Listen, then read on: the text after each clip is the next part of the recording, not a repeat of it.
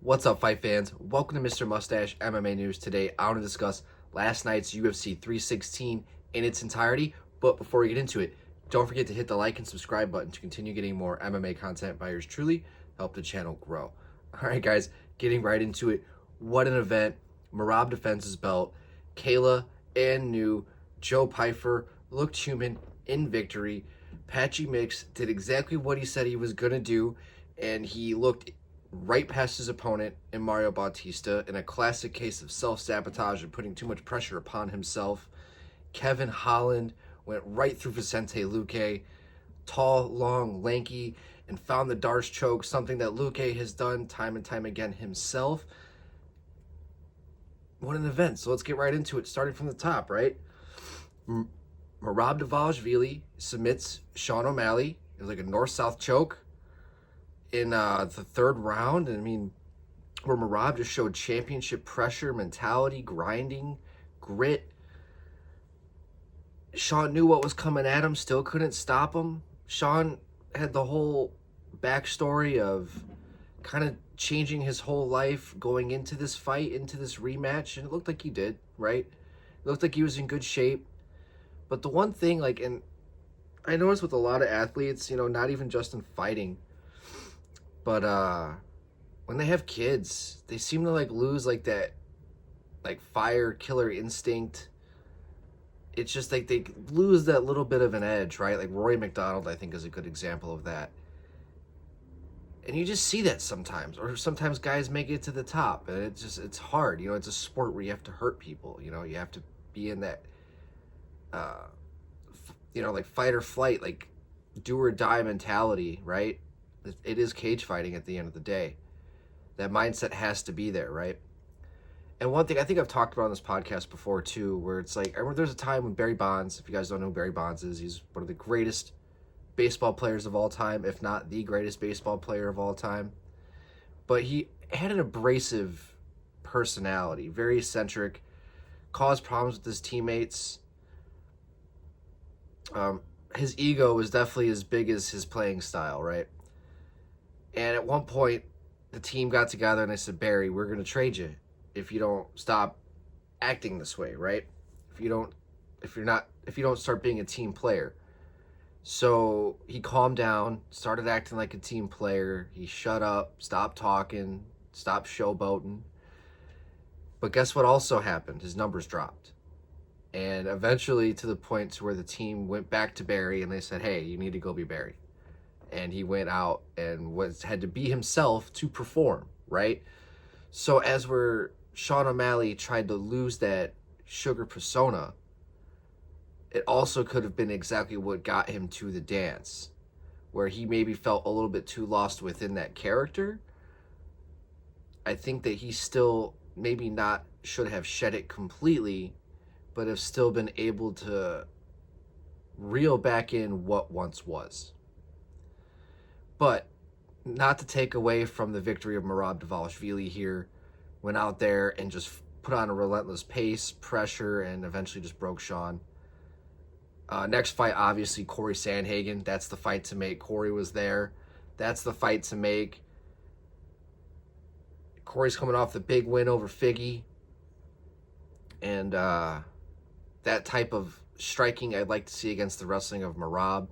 And I think the jiu-jitsu style, the attacking jiu-jitsu style of Corey Sandhagen can pose some problems as well for Merab Dvalishvili. And I think the pressure of Merab can be a really good way to neutralize the offense of Corey Sandhagen. But nonetheless, great title fight. You know, and Sean O'Malley too, I think next up for him, I think the winner of Peter Yan and Marcus McGee, I think is a perfect. And I know everybody wants to see the rematch of O'Malley and Yan. So I think if Yan can get through Marcus, which he should, you know, but Marcus is a good, tough opponent. So if Marcus gets through Yan as well, I think that he should be rewarded with a Sean O'Malley type fight as well. So I think that would be next for both fighters. Next up, Kayla Harrison defeats Juliana Pena to become the new women's bantamweight champion. Just absolutely ran through Juliana, just pressured, relentless takedowns, side control, found the Kimura, and just kind of did the inevitable. You know, I even said in my thing, you know, I was very biased on Juliana. You know, she's a hometown fighter. Of course, I'm going to root for her. It's like not rooting for the Bears, even though you know that they're going to get smacked up. You got to root for, you know, you have to show love and loyalty for the fighters that you care for, right? That sounded weird, but you know what I mean. But nonetheless, Kayla went out there and did what she should have done and just went right through Juliana. Found a submission. This whole path, dude, from being the judo Olympian, going to the PFL. I remember when she signed with the PFL, I was like, man, like she has a long road to go, and she went out there and put on fight after fight, PFL championship after PFL championship, all the way to the time to where she did get that loss to Pacheco, and it was time for her to move on. It was the time to move on for her. Bigger and better things, right? She was starting to filter out and fight the same fighters over and over again. And, you know, I mean, 3-0 now within the UFC, new champion. Amanda Nunes is next. I thought the whole, like, Amanda looked a little shocked in the sense that Kayla wanted the face-off in the cage because of them being training partners at ATT. And I think at first Amanda almost seemed offended. Like, really? You're going to, like, you really want to do this here? Like, all right. It's kind of weird. But I think that it wasn't like a bad blood thing. I think honestly it was just a competitive nature in Kayla to just build the fight that she wants to do. I don't think there was any like negativity or bad blood that went into that. But that's the fight to make. Amanda versus Kayla. That's the fight to make. As much as like I don't care for Amanda to come back, I like the fact in the fashion that she did retire. It's cool. But, I mean, there's really no bigger fight to make. There really is no bigger fight to make. And I see both sides. I see Amanda completely knocking her out. But I also see Kayla going out there and putting on the same pressure that she put on against Juliana and just run through Amanda and find herself with a smothering submission or insane amounts of top control time, side control time, ground and pound. I can see all that happening as well. As for Juliana, you know, I'd like to see a rematch with Raquel. I'd like to see that fight happen again. It just makes sense. I think Raquel is good enough. I think she, you know, I thought she won the third last fight. And I think it only makes sense for them to run it back. You know, I think it's really like when you have the women's division, I guess now we have to include Amanda. It's official that she's back. You have Kayla, you have Amanda, you have Juliana, you have Raquel. I think Raquel above Juliana, but she, you know, whatever. I think those are your four, and everybody else is below them. I think those four beat everybody else below them. So that's kind of where I'd like to see the rematch with Raquel and Juliana Pena after this title fight. Next up, Joe Pyfer defeated Kelvin Gastelum in a back-and-forth fight. I mean, at first, it looked very bad for Kelvin, as it should have, right? Joe Pyfer, big, strong, powerful, legendary power for the weight class. Where you have Kelvin, who's a completely undersized middleweight, who very, very solid fighter, right? Well-rounded. He's a true veteran, true championship caliber fighter. I just don't believe in middleweight. And Joe in this fight dropped Kelvin twice in the first round and just wasn't able to get it done. Kelvin showed heart, right? Showed that he wanted to be there, right? He showed that he still had the fire to fight. He was there for a dog fight. In rounds two, I had Joe winning the second round, but in the third round, Kelvin really put it on him. And Joe really, I don't know if it was like a cardio issue or what was really going on there, but Kelvin was just got into this like back against the wall, extremely precise state. Like you could just tell like he felt like his job was on the line. You could see it, you know, and he was fighting for his life out there, and he was dangerous as fuck. And it's just like, man, just like how Kevin Holland, who we're going to be talking about here in a few minutes, going down to welterweight. God damn it, Kelvin. I know you like food. Come on. I want to see you win. I want to see a Kelvin Gastelum Gunnar Nelson fight. I want to see a Kelvin Gastelum Kevin Holland fight at welterweight. That's what I want to see. But, you know, I know I'm not going to get it. I can't, you know. So, but Kelvin, man, showed heart in this fight. and gain some traction for himself in defeat. And as for Joe Pyfer, I feel like in victory lost a little bit of hype. You know, I thought he couldn't finish a guy and put himself in this position where, I don't know, I didn't see the right adjustments made. But Kelvin also like ramped it up so hard that it's like, I don't know. Like, it's like I don't want to shit on Kelvin for not being as good, for making the right adjustments on Joe Pyfer. I don't want to shit on Joe Pyfer for not being able to make the right adjustments on a guy who's good as Kelvin Gastelum, if that makes sense. But with Joe Pyfer, I think he's still, like, he doesn't really move forward anywhere, even in victory. I don't think I was supposed to have the label on. Whoops.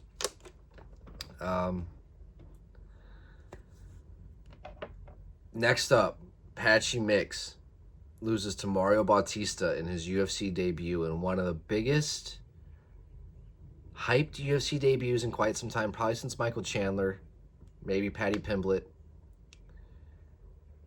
and dropped the ball, like, big time. Like, put so much pressure on himself, way too much pressure on himself to go out there and just dominate against a guy who's really good in Mario Bautista. I know everybody hates on him because of the Jose Aldo fight, right? He didn't get the victory in the way that we wanted him to get that victory. We wanted Aldo to get the victory over him anyways. So the fans were not on the favor, right? But if you go back and watch that fight that he had with Ricky Simone, you see how good he really is, how powerful he is, how good his striking really is, how powerful he is. And Patchy Mix, man, he showed it again. Powerful, man. I mean, he was landing bombs on and Patchy just showing no head movement, flat-footed, heavy on his feet, stiff, no takedowns, no grappling, no offense at all. Just paralysis by analysis. He did exactly what he said he was going to do, and that was look right past his opponent in Mario Bautista, and he paid the price for it. And one of the biggest, fumbles of all time, honestly, as a UFC debut. He was so hyped up. I mean, at 20 wins and 1 loss, it also, what does this say about the PFL and Bellator, right? If this guy who had just been running through everybody outside the promotion comes into the UFC and gets beat the fuck up by the number 10 guy in the world, what does that say about the other organizations? They might as well just close their fucking doors too. So, big win for the UFC on that one. Like, as an organization, showing that they have the top tier talent. Big win for Mario Bautista. And, stayed humble in victory, saying, I knew this is exactly what was going to happen. But Patchy, I mean, he did. He looked right past Mario. And, the second I heard him say in the press conference, like, that he was looking past him, like, that's exactly what he was doing. Yeah, I'm looking right past him because I have to dominate. I have to run through these guys. It's like, ooh. Like, to me, it's like already a built-in excuse for when you lose. So, Patchy, he reacted good in defeat, just said it didn't work out, bad day in the office, he's going to go back and be better. Fair enough, it's all you can say, right? And as for Mario Bautista, I don't know who you give him. There's a lot of plugged up fights going on right now at bantamweight, so you might want some things to play out, but maybe like a Rob Font. I don't know why that name just stuck out to me. But nonetheless, big performance for Bautista. Absolute terrible performance on Patchy Mix's part. Completely dropped the ball. I bet MMA Guru was just punching air the whole time. But nonetheless, great fucking fight. Last fight, the fight to open up the pay-per-view, right? Kevin Holland, Vicente Luque. Where Holland did exactly kind of what I thought would happen, but faster than I expected it to happen. Where he went out there and just fought long. A sense of urgency. I remember when Luque grabbed that single leg, Holland did everything he could to beat up the face on him. That elbow that he landed right behind the ear, which, like, you cannot have a more picture perfect legal elbow. If that was any more back, it's a fully illegal elbow. But it was just perfectly placed. And then he was able to cinch up the Darce choke, a choke that Luque is known for and has made a career out of, that he's so dangerous and slick at. He ends up getting caught in, by the tall, long, and lanky Kevin Holland, who, now says he wants to stay down at welterweight. Thank you, Kevin. Thank you. As a fan, I love to hear that because I want to see you get your hand raised. I like to see you test yourself, but I want to, you are that dude at 170. And your fight with Jack Della Maddalena, I think, proved that. Your fight with Joaquin Buckley at 185 proved that. You really are a top 5 guy in the 170-pound division.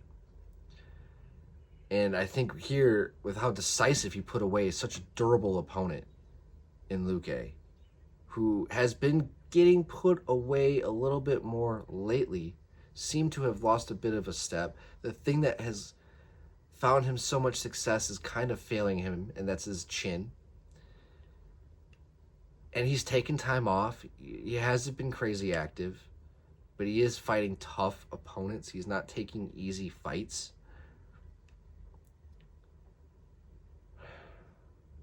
So I want to see him compete again.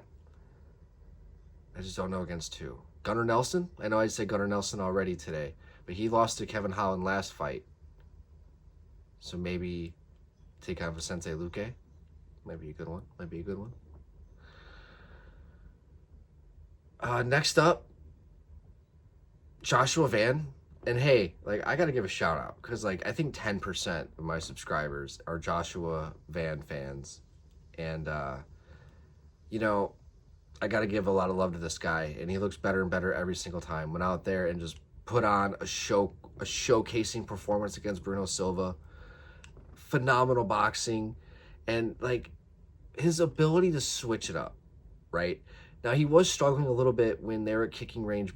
Bruno was finding really good leg kicks, really good body kicks, but the speed and the precision of Joshua Van in boxing distance in those phone booth situations, anytime Bruno was starting to throw a punch, he was getting hit. Joshua Van's speed, his accuracy, his ability to switch it up to the body, those liver punches, I think it was right before he found the finish, he hit this liver shot, and I think it was even a front kick up the middle, a teep kick to the body as well, right before he got the finish. He knows when to hit those buttons. His fight IQ, his placement, 23, 24 years old. Joshua Van, like I said, is going to be a future world champion. I'd like to see him fight the winner of Manel Cape versus Brandon Royval. I think that makes perfect sense. Maybe loser, whatever. Makes perfect sense. I think he presents a really good problem for a guy like Manel Cape. And I think the reckless, unpredictable style of Brandon Royval would match up really good with the tactical boxing of Joshua Van. As for Bruno Silva, I see him getting cut. I just do. I don't know. I just, if he doesn't, I think whoever they match him up with next, I think he's still going to go out there and put on a good fight. He's an entertainer. He's got strong hands. He goes for the finish. Great uppercuts and flying, leg kicks. His leg kicks were nasty on Joshua Van. Good uppercut. He's got good front kicks. So if Bruno is still in the UFC, I'm still going to tune in to see whatever he does next, right? But, man, congratulations to Joshua Van. I can't wait to... I'm going to tune in every time this kid fights. He's going to have a very, very long and bright future within the UFC. Next up, is it the Azmat fight? Yeah, Azmat Mirzakhanov knocked out Brenson Ribeiro in a fight where Azmat was a 4-5 fight win streak in the UFC, beating guys like Dustin Jacoby, Alonzo Menafield, and now this fight here with Brenson. Doing it faster, right? A decision victory, a second-round victory, and then a first-round victory. Called for a 5-round main event against a ranked opponent. Okay, cool. But I don't think the 5 rounds is going to favor him. I know he wants to be able to showcase his abilities, but I think, the 5 rounds, it's going to give the eyeballs on him to give another big opponent for a main event, give him a fight night main event. I get that. But I don't think adding the 2 rounds is going to do anything different, especially with his fighting style being a light heavyweight. I thought that was strange to call for a 5 round main event fight night for him to showcase his skill. Maybe I'm just looking at it all wrong. I think I'm just looking at it all wrong.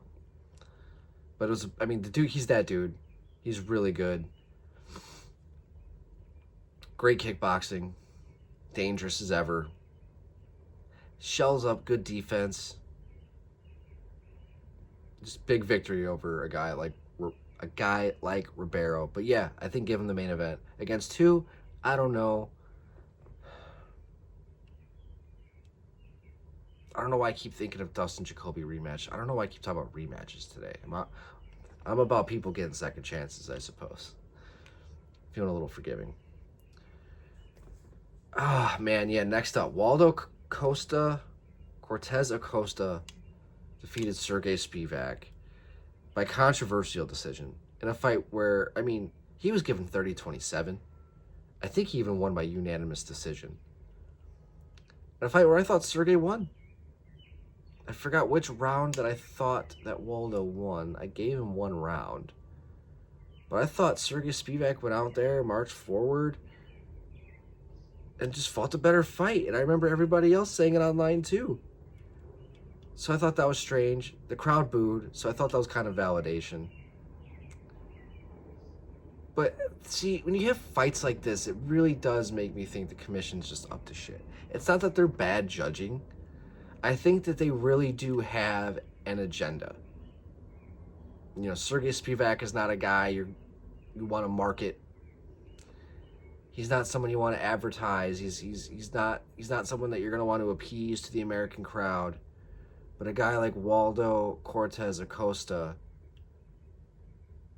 the record is size. He's the type of guy where he's a little bit easier to market. And I wonder, in times like this, in close fights, maybe there's an agenda. Maybe there's something said, hey, if it's close, this is who's getting around. I don't know. I just feel that way sometimes. I feel that way with referees and commissions in most sports. It's just fishy to me. Because it's like, what were you watching? And some of these are so blatant. They're so blatant. So bad. And I think that's a really good example of one. And I just feel it's just fishy to me. Just fishy. Man, okay. Andreas Gustafsson dominates Chaos Williams in a fight where you'd think Chaos was the guy who cut weight twice. Gustafsson went out there and just, like he said, like a banshee, like a berserker. The Vikings don't watch tape. They just grab the racks and go. And, that's exactly how he fought. And his cardio kept up the whole time. Showed me, and, I was just, and he, hindsight's 2020. Because I was like, okay, the UFC wanted him to fight really bad. They set him up with 3 different opponents for last week's event. Not all of them fell through. And then they still put him up against a dangerous opponent the week after with another weight cut. Either the confidence in Gustafsson was like, no, you fucking put me in, coach. I'm getting it done. Or the UFC's like, no, this guy's going to go out there and get it done. We know how good this fucking guy is. We know he can make the weight, and we know that he's dangerous for anybody. And he went out there and put it on Chaos Williams. Zapped his gas tank almost immediately and fought a flawless, phenomenal fight. A lot of people were bored because he hugged a lot. But honestly, when they weren't hugging, they were slugging. They were throwing leather. They were both landing. Chaos did have moments. He did land a couple punches in that fight. But Gustafsson was just sharper, faster, more dynamic. He mixed it up just a little bit better. He just beat Chaos to the punch almost every single time. And and now I can't wait to see the next Andreas Gustafsson fight. I'm tuning in immediately. And as for Chaos Williams, strange performance. Maybe just bad weight cut, just maybe a lack of discipline on the weight cut. Maybe that's kind of what happened. But at the end of the day, he went out there, did his best, and Chaos, he's a tough fighter. But he's missing a piece. He's missing a piece. And I don't know what it is. Maybe switch up some camps. But he's got to do something. I don't know if it was the weight cut or what. It reminded me of Mike Davis's last fight, where he just looked off. He looked different. Sluggish from the start. Adrenaline dump, maybe. I'm not really sure. But Gustafsson went out there and just looked unworldly. And just the fact knowing that he cut weight twice is just ever the more impressive. Next up, Wang Kong defeats Ariane Lipski. I mean, where Ariane, she missed weight by a lot. Looked like she didn't even try to cut weight. And made no difference in this fight. Wang took the fight still. Probably took 20-30% of her money. And then went out there and beat the brakes off of Ariane. I mean, just dynamic, powerful, long. I mean, Wang Kong's like, she's in just really good shape. Uses phenomenal kicks, dynamic kicks, elbows. She goes out there to try and finish the fight, and Ariane, I mean, was just tough, durable as ever. And I like the slow rise of Wang after her kind of getting knocked out in that one fight or submitted a few months back. She's rallied off, I think, 2 straight victories now. So whoever she fights next is probably going to be a ranked opponent. And she's closer to that Weili fight that she wants. I think that's the fight that she wants to get. So, I mean, realistically, 3 big victories away. And I think that she can probably do that within a calendar year of today, right? Maybe even by the end. No, I don't think by the end of the year, because we're already in June. But maybe 9 months, 3 fights, 9 months, if she stays healthy, we can see her fighting for a title. Even after maybe 1 or 2 more decisive performances. A big victory for Wang Kong in this fight. Next up, oh yes, the Yu Ju Song knocked out Jaka Saragi. And I mean, man, 30 seconds into the fight, lead hook, caught the guy coming in, overextending, boom, goes to Dynamite. That was it. Quick as fuck. What else are you gonna say? Yeah,